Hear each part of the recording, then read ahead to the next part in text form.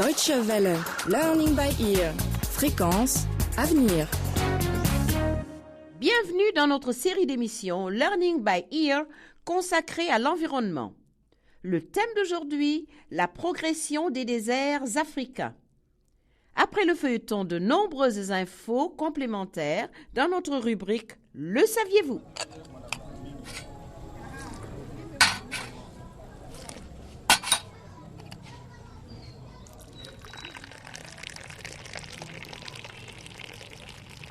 Nous les Africains, nous sommes vraiment amusants. Prenez les Européens. Leur richesse, c'est la propriété, alors que nous, ce sont les animaux, le bétail, les chèvres, les chameaux, etc. Mais quand je me marierai, comment est-ce que je pourrais offrir un toit à ma nouvelle famille ? J'aurai besoin de bétail, de vaches, de chèvres... Quel ringard! Tu crois que tu pourras acheter une maison avec du bétail?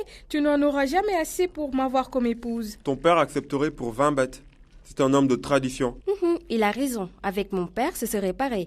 Il vient d'acheter un nouveau troupeau de chèvres pour pouvoir payer la dot aux beaux-parents de mon frère. 50 chèvres et 10 boucs en tout. Dis Gladys, ton père a déjà plus de 100 chèvres et aussi des bovins. Où est-ce qu'il trouve des pâturages pour autant d'animaux ? Ce n'est pas facile, avec l'herbe qui est de plus en plus mauvaise.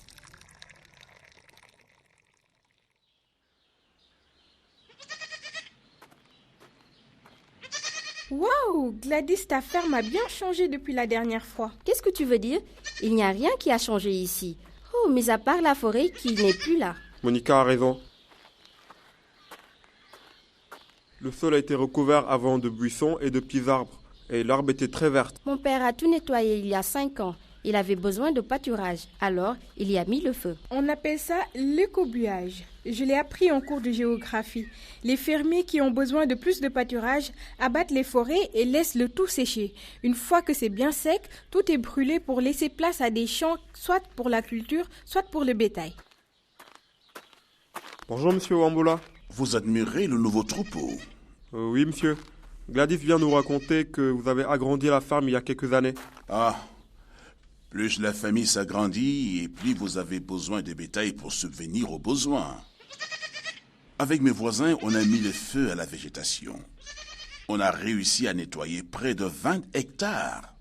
On pensait qu'une herbe verte et épaisse allait repousser. Mais comme vous pouvez le constater, ce n'est pas le cas. De la poussière. Il n'y a pas beaucoup d'arbres. Bonjour, papa. Ah, voici mon fils, Josephat, le grand frère de Gladys. Bonjour. Il est au lycée agricole, pas comme moi à son âge. Pourquoi, Josephat, la terre de ton père est si peu fertile? Eh bien, quand on enlève la végétation, la terre arable est exposée au vent et à la pluie.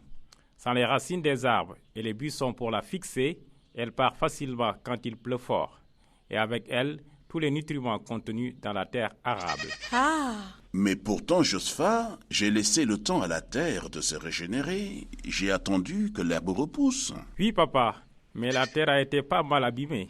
Elle est moins fertile qu'avant.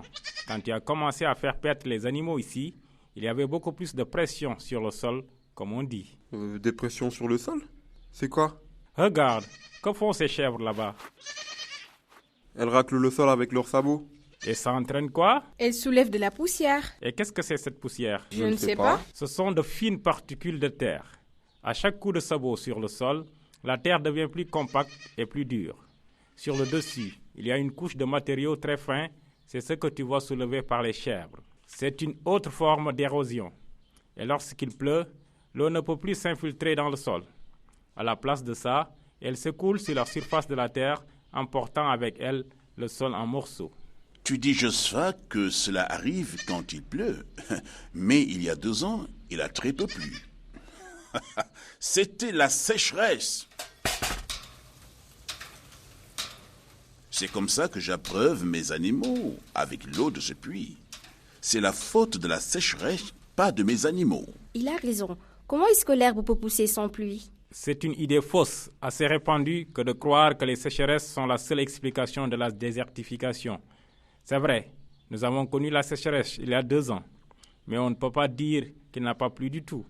La vérité, c'est que si cette terre était bien gérée, elle pourrait redevenir fertile. Mais je la gère correctement, ma terre. Alors, laisse-moi te demander ceci. Avant l'arrivée du puits, où est-ce que tu faisais perdre les animaux? Je me rappelle comment tu te déplaçais tout le temps avant. Tu étais berger, tu suivais les puits et les bons pâturages. Je comprends. Vous faisiez paître vos animaux à un endroit et puis vous en changiez. Ça permettait à la terre et à la végétation de se régénérer. Précisément. Mais maintenant, je n'ai plus besoin de me déplacer constamment puisque j'ai un puits. Oui, mais les animaux broutent tout le temps sur la même terre. Elle ne peut jamais se régénérer. Ce n'est pas ta faute, papa. La réalité, c'est que notre population ne cesse d'augmenter. Il y a de moins en moins d'espace pour chacun et le besoin de terre augmente. La ferme de ton père redeviendra-t-elle un jour verte et fertile? Oui, Monica, en utilisant des procédés naturels qui prendront beaucoup de temps, des dizaines d'années. Mais pour que cela puisse arriver, il faut arrêter de faire perdre les animaux ici. Le problème, c'est que notre père n'est pas tout seul.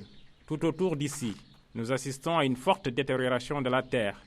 Et la même chose se répète dans tout le pays et à travers le continent. Oh! Si la terre est nue, cela veut dire qu'il y a moins d'arbres et de plantes pour retenir l'humidité dans l'air. Et alors, il pleuvra moins. Ce qui est à craindre, c'est qu'un jour, il y ait des changements climatiques irréversibles. Selon toi, Josepha, cette région pourrait devenir un désert? Oui, Monica, c'est le pire des scénarios possibles. Mais c'est déjà ce qui se passe à l'échelle du continent. Did you know? Wussten Sie schon? Kokunsan? Unajua kwamba? Le saviez-vous? Saviez-vous que la désertification menace 1,2 milliard de personnes? Chaque année, près de 6 millions d'hectares de terres agricoles deviennent désertiques. La désertification n'est pas un phénomène nouveau. Mais la désertification actuelle se développe à une vitesse sans précédent historique. La déforestation et le surpâturage font que les régions arides et semi-arides se dégradent à un rythme plus rapide que celui de la nature. Ce phénomène a attiré l'attention pour la première fois à la fin des années 1960. En 6 ans, 250 000 personnes et plusieurs millions d'animaux domestiques sont morts dans la région du Sahel, dans l'ouest de l'Afrique subsaharienne. Le Sahara progresse vers le sud au rythme de 5 à 10 km par jour. Quand on considère que ce désert s'étend sur plus de 5000 km, on peut mieux s'imaginer le nombre de nouveaux déserts qui apparaissent tous les ans. Le programme des Nations Unies pour l'environnement estime que 4,5 milliards de dollars seraient nécessaires chaque année pour combattre la désertification dans les 20 prochaines années. Lutter contre l'avancée du désert sur le continent africain exige une bonne gestion des terres. Il faut lutter contre le surpâturage et l'augmentation du bétail pour que la végétation retrouve sa place. Mais avec la croissance de la population, le nombre de bouches à nourrir se multiplie, ce qui aggrave la demande de rendement de terres déjà fragiles.